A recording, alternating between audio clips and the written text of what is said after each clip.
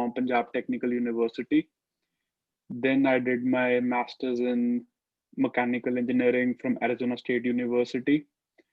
And then I joined for a PhD at the University of Pittsburgh.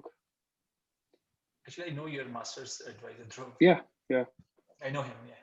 Oh, that's nice. Yeah. And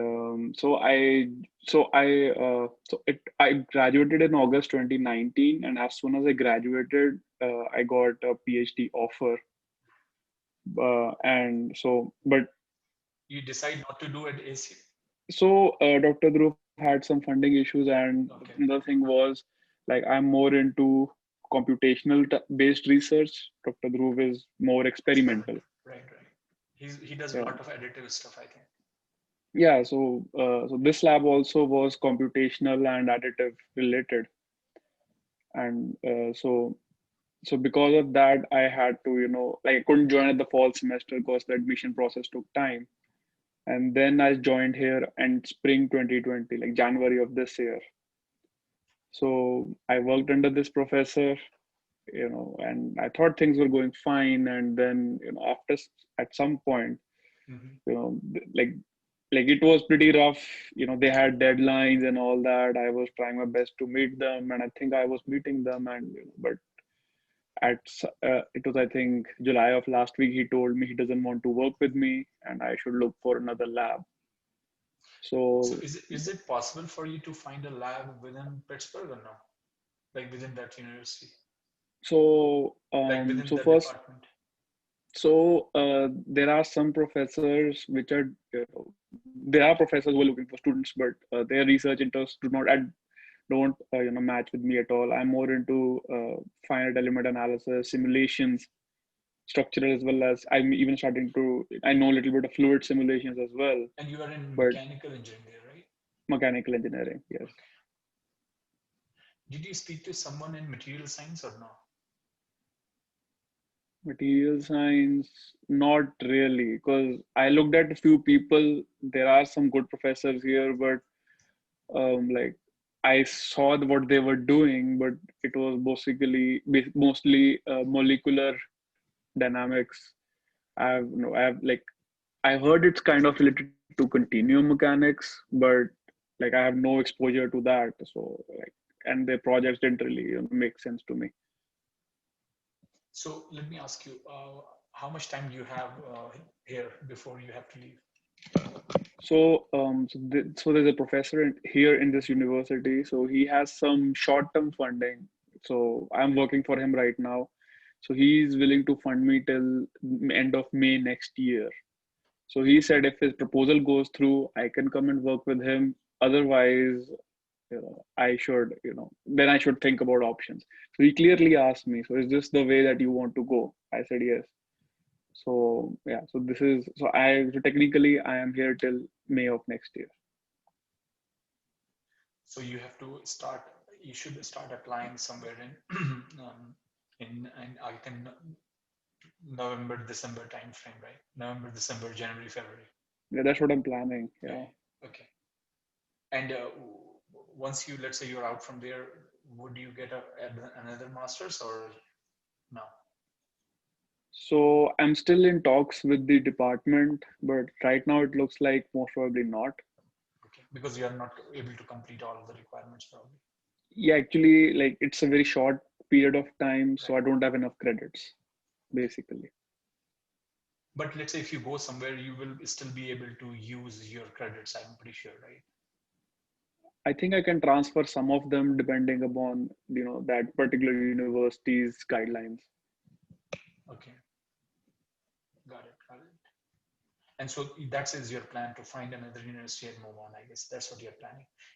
Is it is it like you're having difficulty connecting with professor anywhere, or you're targeting like really top schools and that's where you're having problem?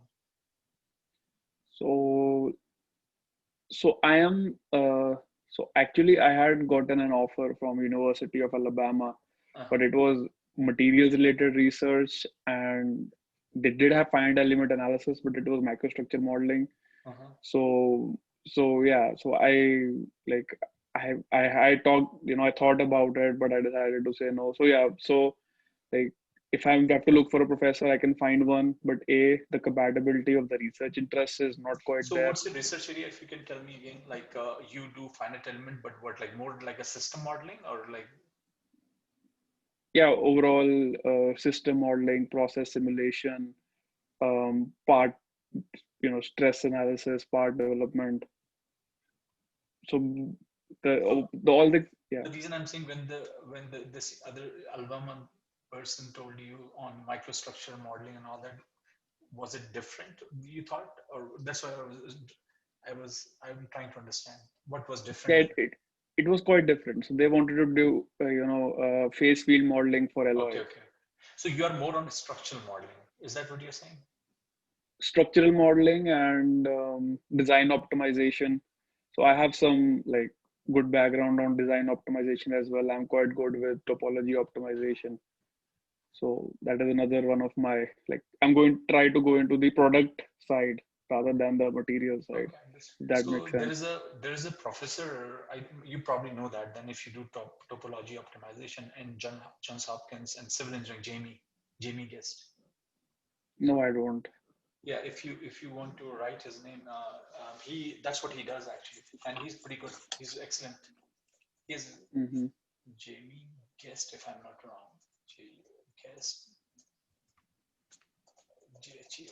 He's in civil engineering. Yeah, Jamie Guest. He's really good. That's what he does. If you want to Google it, his name is Jamie Guest. It comes in right away. Just a Jamie Guest GHU, and you will see his research interest is topology optimization, structural optimization, and I know that he's done a lot of good work. He's a really good person to work with. And if that Hmm. is your research interest, he might be the right person. So remember you're saying one of the ways how to look at it, right? So the way I can tell you the answer to that. So let's say if you look at Jamie Guest, right? So I give you a lead and you say, okay, let me email that person. Then another thing you can do is look at his papers, right? Who are the people he has collaborated with? So that's another Mm. way. And I don't know whether you are open to saying, okay, why can't I find someone in Europe also? That could be another thing. Mm. I'm just saying, like food for thought. If you get into, you know, um, some good university in Germany or Switzerland or somewhere, that might not be a bad idea too. Hmm. Yeah, but look at Jamie Guest. He's really good at this area.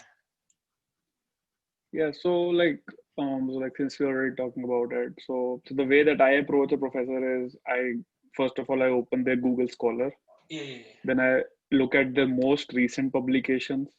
I just No, just no, go but through the app. right. But one of the things you have to understand, people hire students not based on research interest, based on how much money they have, right? Hmm. Yeah. Like whether they have funding or not. So what my suggestion to you would be is do another thing is go to NSF or funding agency's website, and you can see from there the area of research and who are those people who have got recent funding. That's right. Yeah, that's another way to look at it, because you can see like a list of people who have current funding from that and then you can Google it through like you can within NSF you can say, okay, what this area versus that area, and you can figure out the only thing I'm thinking, like whenever if you let's say you decide to go somewhere, they may ask you the question like what happened at you bid, so make sure you have a good answer. Somebody might ask. Yeah, so I gave one interview at Wisconsin Madison, and they asked me that question. Yeah, So yeah, so what I said was like, we were working together, and it was it wasn't the right fit for me. I learned a lot, very diplomatic type answers. yeah, So I mean that's what I'm saying, that you should be ready for a good answer, hmm, whatever it is. And you know it's not very uncommon that people will ask you your advisor name and contact them also, just to make sure that the person is not is saying or speaking the right thing. or is not not is, and it's not a person who has created nuance or something like that. So, so in that regard, I'm having some difficulty. So I had given another interview at Stevens Institute, Mm-hmm. and so the professor had, straight up told me that I will first talk to your old advisor and then get back to you. Yeah. I said, please go ahead. And so the last update that I had from her was that he wasn't replying to her for some reason. And like as far as I am aware, you know our correspondence was very professional. There was no, bad things said. Even after, I when mean, he told me to leave. Yeah. all I'm saying is, I usually people don't do things like they don't go and backstab someone, especially professors. I don't think anybody does that. I don't know who has done it or anybody does that. But all I'm saying is, people can ask you these sort of questions, and you should be ready for it. And Hmm. I think you're doing the right thing. If you ask me, that you are very adamant about the area of research you want to pursue, and you don't want to compromise with it. I think that's the right way to do, to be honest. um, you know so I think that's the right thing to do. And and I would also tell you is, let's say next time if you speak to someone, you can mention that it's not like I didn't have admission, but because this is my area of interest and this is what I want to do, I was very I this and I the reason I'm talking to you, for example, is because I like your research area. And you can tell them that it's like it's not like I didn't have admissions. I had admission other university which I denied. um, the reason was because the area of research was different, and what I want to do is similar to what your expertise is, and so forth. Um, but you I would say, I don't think you should have a problem in finding an advisor. That's my feeling. And the reason is very simple, because to be honest with you, there are a lot of people who are looking for students, and they are not able to get them because nobody's able to come right now. Hmm. So that's another thing. You may be able to get admission in the spring. I don't know why you are waiting for till May, to be honest. I don't see a point. What is the reason why you want So, to wait?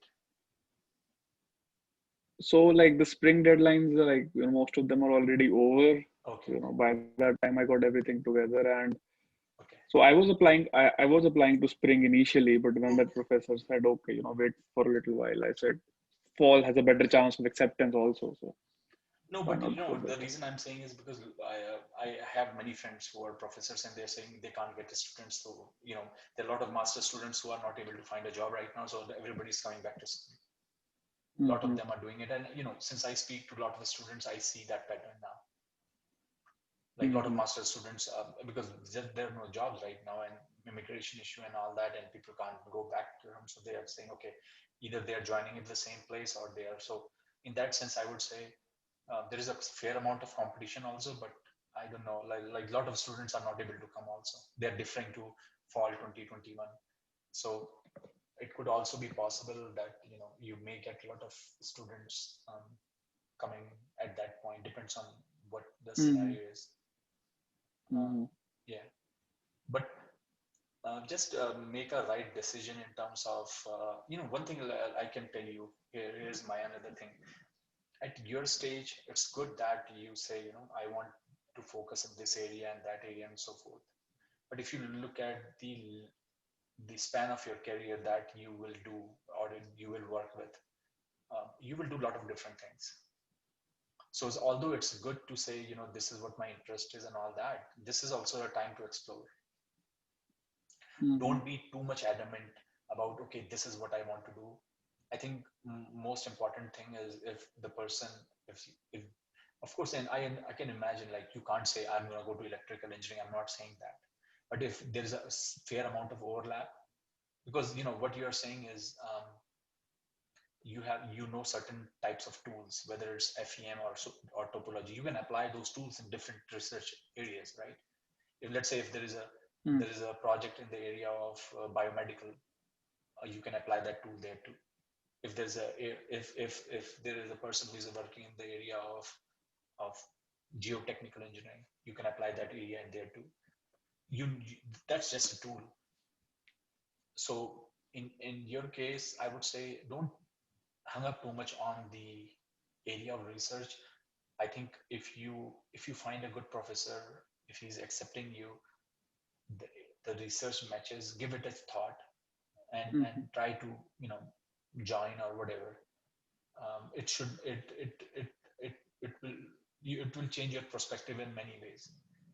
And I have done that all the time, to be honest. If you look at my profile, it has been like I have changed departments, not just research. You know, my bachelor's, my master's, my PhD, all are in different disciplines: mining, civil, mechanical, and then I did materials, and then they started something else.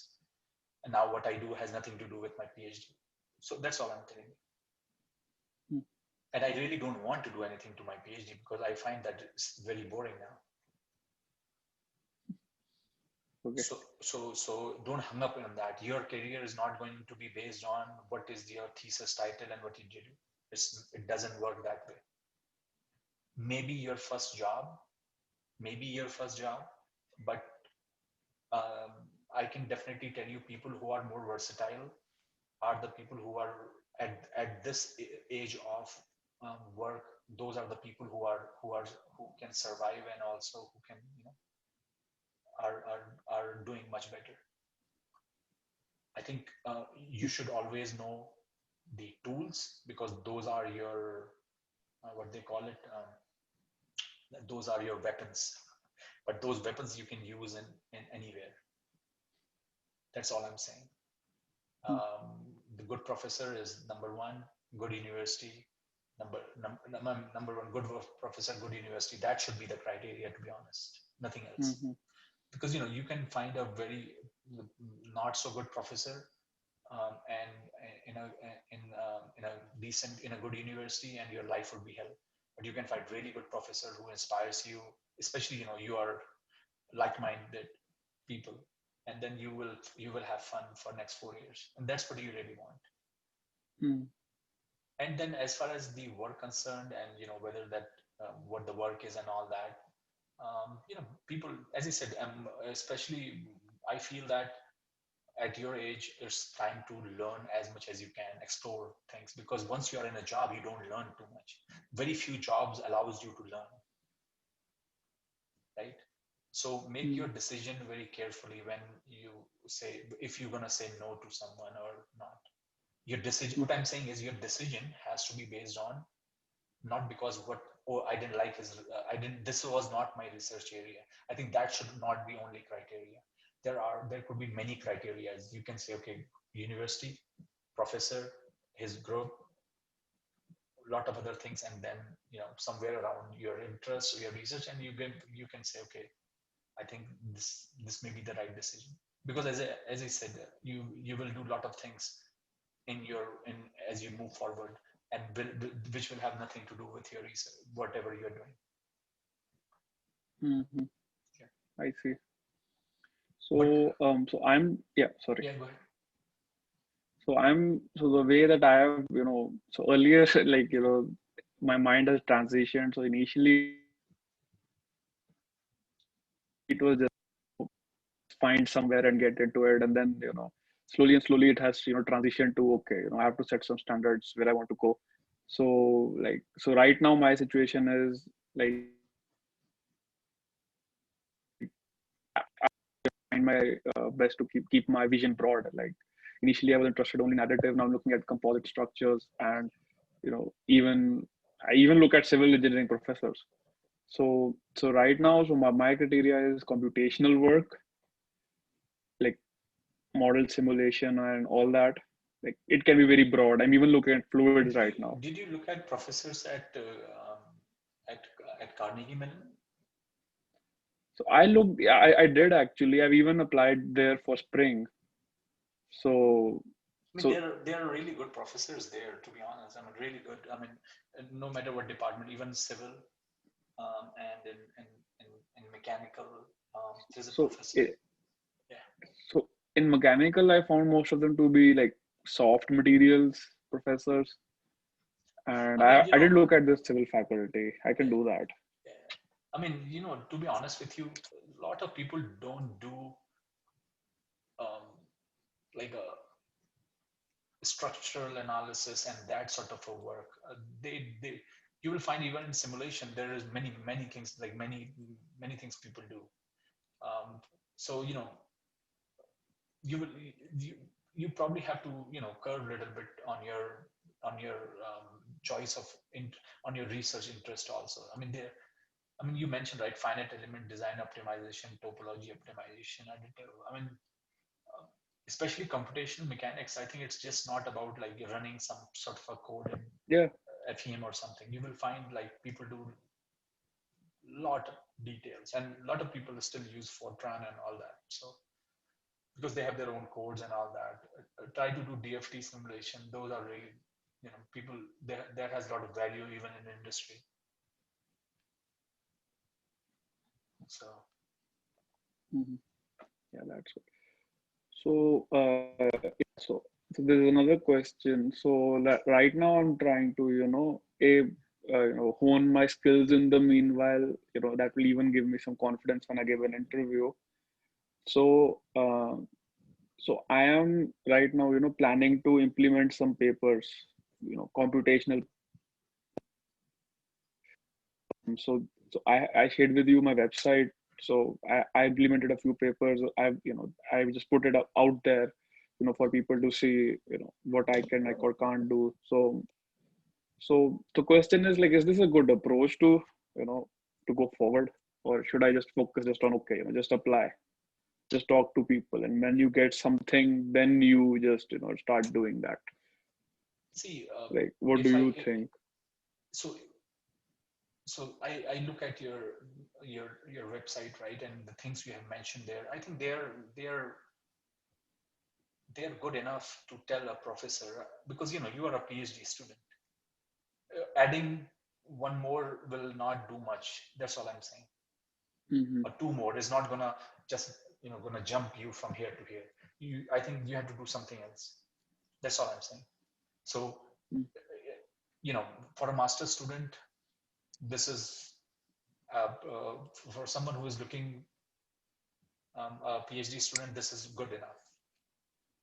Mm-hmm. That's all I'm saying. I think this is good. I don't think if you're gonna add another one or two more is gonna change something drastically. That's all I'm saying. I think you have to Okay, do something else somewhere, that's what I said. Try to expand out a little bit. I see. Yeah, that's what I'm saying. You have to you can't do the same thing and then you will find no result. This is more than enough for a master student. It's Okay. not going to change any make any difference beyond that. But other than that, I would say the only thing that I mentioned to you is um, have a good answer about why you are leaving this place, because that question any professor will come if they're going to have a communication with you, for sure. Yeah. For sure that they will have. That's why I'm saying, your best bet would be is to find a professor within UPET. That's number one, if you can find. Mm-hmm. Because if you gonna go anywhere else, that creates a lot of, it's not very uncommon for a student to leave a professor because they don't like a work and join some other professor. It's very common. It's very common. That happened in our lab also when I was doing PhD with few people. So it's not uncommon, and I know a lot of people who have done that. They do that because didn't like the work, your your your frequency didn't match with the professor. It's very common, but that's the reason I'm saying try to reach out um, professors within UPIT first, Mm-hmm. because then you don't have to move your credit and all that. And for professors, you have already done so many credits. They like that because then they don't have to pay that much tuition fees. So I think your That's best bet would be to find a professor in the same department. That's number one. No, even if you Okay. have to make a decision that you want to switch your area, I think that's fine. As I said, it doesn't matter because that will save your time. Yeah, man, you're gonna waste otherwise 1 or 2 more years, to be honest with you. Yeah. So Yeah. I don't think that you. I mean, time is money too. You can't do that. And what happens if you're gonna go somewhere else? Same thing will happen. You never know. So try not to waste your time. Try to stay there. If it can work out with your professor, that's number one. If it does not, try to find within the same department or other department, the same university, because your transition will be extremely smooth. Not only Hmm. I, not only the academic transition, your physical transition. You don't have to go somewhere, move out, and all that. That also is expense. Then you have to look for an yeah. apartment. Yeah, and then as I said, you won't be wasting too much time. So if I will just gonna go out and look for people in material science and somewhere, and say start contacting. So I think so since you have a good material science background, so just putting it out there. So what kind of you know And I can tell you, research I can tell you one I thing, can right? I can get adjusted to? I can tell you one thing. The prospects of you having a PhD in material science, the opportunities are will be way higher than having a degree in mechanical engineering. That's one, but my personal thought also. That's another thing. Material science is Hmm. very vast, very Yeah. vast. So if you do, because I did my PhD from mechanical, I knew that I have very limited areas that I can do. But for someone who has a PhD in material science, you can work in any industry, you can work in any area, you name it, it's there. Hmm. So and as I said, any area is a good area. It's not like in material science, most of the people who are getting funding in whatever area they are in, I think they are getting funding because that is one of the good areas to work on, to be honest with you, because it's funded by some agency, right? And agency are giving funding in the one of the upcoming areas. They don't give funding for any area. Hmm. So if somebody has a funding from NSF, recent funding, I mean, those are, I think, any. And I also told you, PhD is just a training. So think of it, it's just a training that you have to go through and a degree. That's all. Don't think beyond too much. Don't put too much of your uh, too much thought on that. Oh, PhD in what area? It doesn't mean anything, to be honest with you. It doesn't mean anything. The same thing, a bachelor's, what you did has no meaning right now, right? Yeah. So is this so as I said, the good thing is that let's say if you have a PhD in material science, because the area is so vast, you will able to find a job, area of interest, technology, and so forth in many areas. But if you have a degree in mechanical, that restricts you. Hmm. So just this is my personal thought. So Okay. don't think here. I think don't think too much um, on what area I'm gonna go or what else. I think the most important thing for you to say, how can I use best of my time and get a degree and move on and do what I want to do, rather than looking for something best in the world. It doesn't work. Mm. Yeah. That never exists. You will always find some issue. So in your case, I would say try to find something at your pet. Trust me, that is your best thing because you don't have to worry about any beyond that. You can probably start from spring, right? Because you don't have to switch. So you Yeah. can start I can contacting with start right now technically. exactly. Yeah. You can start next day. You're right, absolutely. So think of how much time is going to save. Yeah. And then all the credits will be transferred. The professor will be happy, like, hey, I don't have to pay you for your tuition so much. So that person is saving money too. And you will be like, Mm. all you need to do is work on your thesis and research. That's it. So Yeah. I don't think that if as much energy you are applying to go somewhere, I would say half of that energy if you apply in working out within UPET, I would say you would be you would be doing the right thing. And look at mechanical, look at material science, look at chemical, doesn't matter. Look at anywhere, and you will Mm-hmm. find some synergy. And as I said, most of the people know, okay, this guy can do stuff, he has done stuff, he can learn. That's how it is. I see. Yeah. Okay. Yeah. Thank you so much. That's Okay, not a uh, problem. As I said, don't get too much hung up on my research area. Not a right thing to do. mm-hmm. That Yeah. perfection never That's exists anywhere. And as I told you, if you can go to work with some other professor, and if the area is a little bit different, and if you're able to succeed, you will come out as a better researcher, as a better academic person, because then you are like, I can do anything what I want. I mean, if you look at professors, those professors are successful who can work in any area, right? Because you have to write proposals and yeah. yeah. So